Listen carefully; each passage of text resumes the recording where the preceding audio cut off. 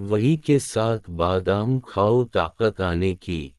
सबन चाय में लहसुन शामिल करके पी लो, जिस्म के हर हिस्से में ताकत भर आएगी।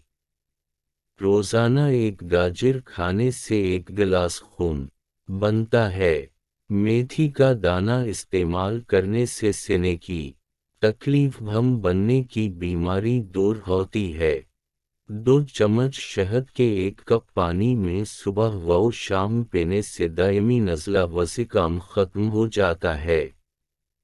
नींद न आने में मसला हो तो रोजाना शाम के वक्त अखरोट चाट खाएं।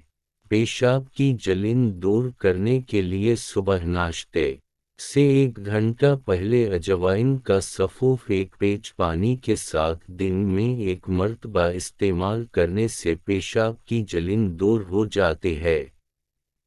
खुश्क धनिया के 3-4 दाने चबाने से ते नहीं आती।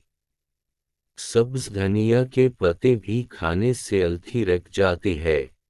पुदीना, अदरक और अनार दाने को मिलाकर कोट-कर उसकी चटनी बनाकर दोपहर के खाने में इस्तेमाल करने से ब्लड प्रेशर, कोलेस्टेरोल और शुगर की बीमारी नहीं होती।